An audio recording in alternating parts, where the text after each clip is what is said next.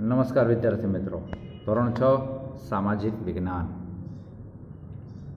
વચમાં થોડો બ્રેક આવી ગયો, બરાબર છે. ફરીથી પાછા આપણે ભેગા થઈ ગયા. હવે આપણે ચેપ્ટર નંબર 13માં ભારતનું ભૂપૃષ્ઠ, આબોહવા, વનસ્પતિ અને વન્યજીવન એના વિશે ચર્ચા કરતા હતા. છેલ્લે આમાં ભૂપૃષ્ઠ વિશે આપણે ચર્ચા કરી. હવે ત્યારબાદ આપણે આગળ વધીએ છીએ આબોહવા, કે આબોહવા વિશે માહિતી મેળવવાની છે, બરાબર છે. ચાલો જોઈએ. વાતાવરણમાં થતા રોજિંદા ફેરફારને હવામાન કહે છે. હવામાન કોને કહેવાય? આપણે જોઈએ ને કે હવામાન વિભાગની આગાહી, એટલે કે એ શું છે? રોજિંદો ફેરફાર થાય, કે વાતાવરણમાં થતા રોજિંદા ફેરફારને હવામાન કહે છે. કોઈ પણ સ્થળમાં હવામાન તત્વોની આશરે 30 વર્ષની સરેરાશ પરિસ્થિતિને આબોહવા કહે છે. આબોહવા કોને કહેવાય?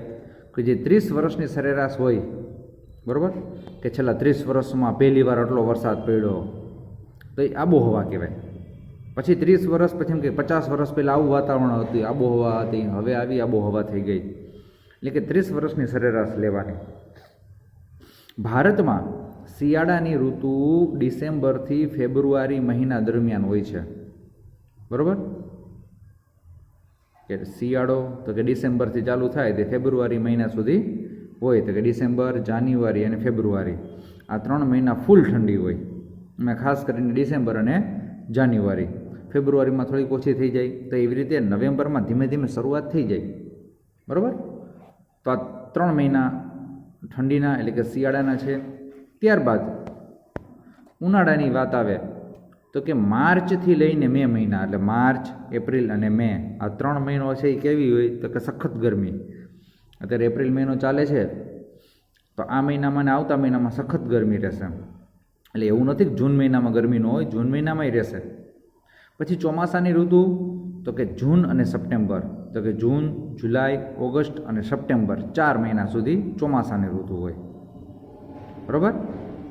તો આ રીતે ભારતની અંદર શિયાળો, ઉનાળો અને ચોમાસું આ 3 ઋતુઓના દર્શન, એટલે કે 3 ઋતુઓ આપણે માણી શકીએ છીએ.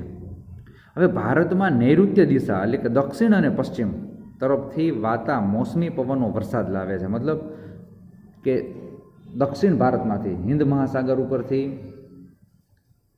જે પવનો આવે છે, એટલે શું થાય કે સૌપ્રથમ વરસાદની શરૂઆત કેરળમાં થાય.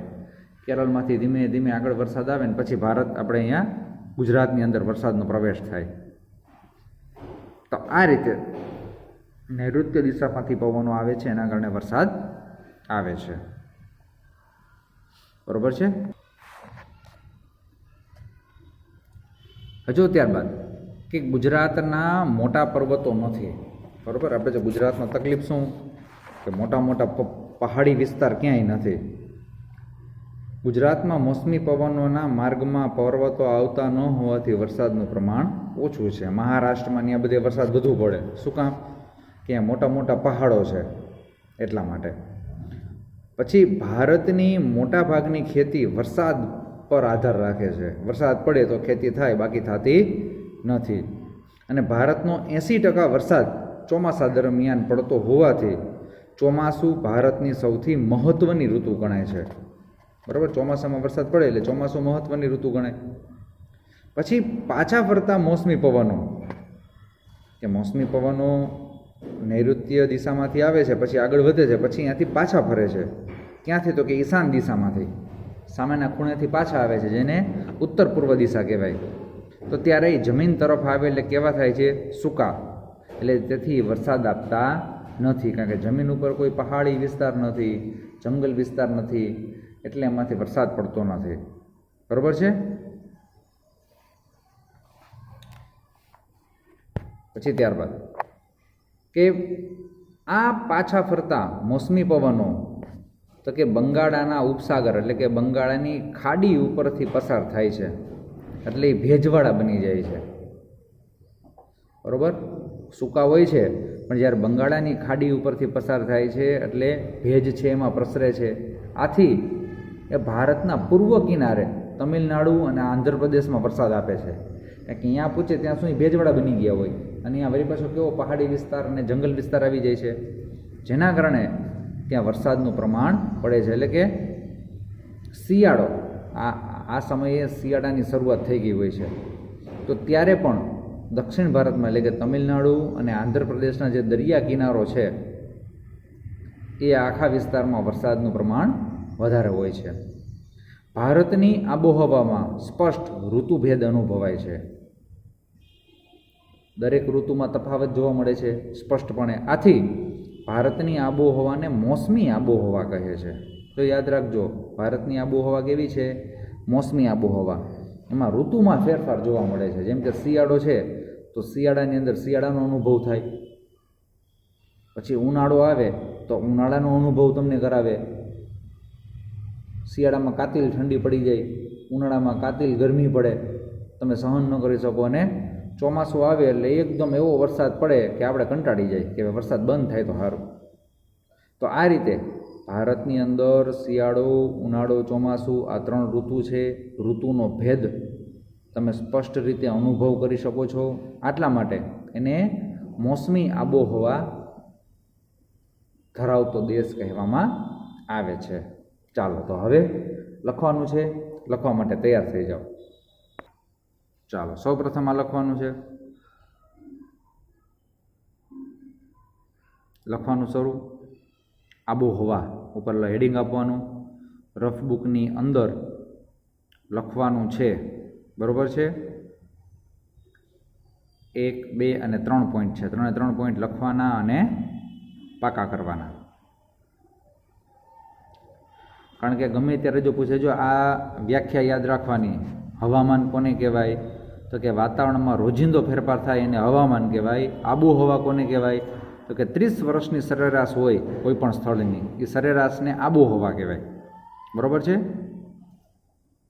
ચાલો આ લખાઈ જાય એટલે બાજુમાં આવી જાઓ.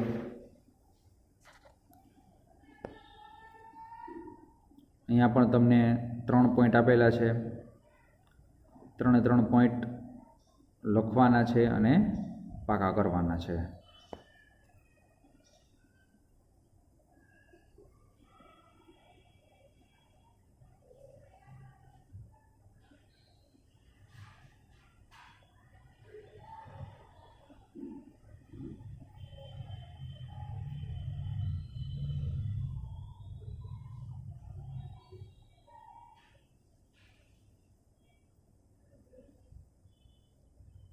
ચાલો લખાઈ ગયું હશે. ચાલો હવે આ લખવાનું છે. અહીંયા 1, 2 અને 3 પોઈન્ટ આપેલા છે.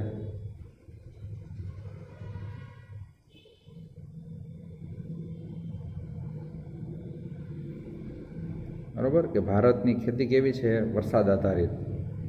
અને 80% પાણી તો કે ચોમાસા દરમિયાન પડે છે. બરાબર કે આખા વર્ષનું જે પાણી છે એ પાણી 80% જેટલું ચોમાસાની ઋતુમાં જ આવી જાય છે. એટલે વરસાદ ભારત માટે ખૂબ મહત્ત્વનો છે કે આ દરમિયાન નદીઓ ભરાઈ જાય, ડેમ ભરાઈ જાય, એના આધારે એનું પાણી સાચવીને આખું વર્ષ ચલાવવામાં આવતું હોય છે. બરાબર. નૈઋત્યમાંથી પવન આવે છે, એના કારણે વરસાદ આવે છે.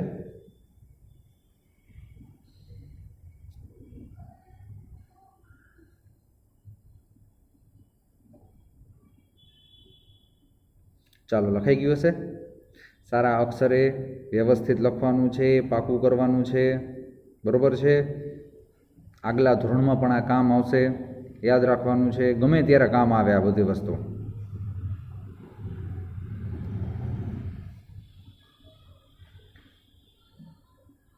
ચાલો બાજુમાં લખી લઈએ.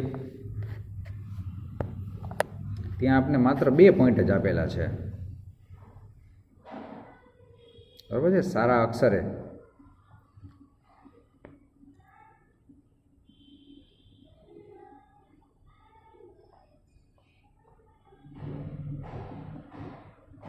વ્યવસ્થિત લખવાનું છે.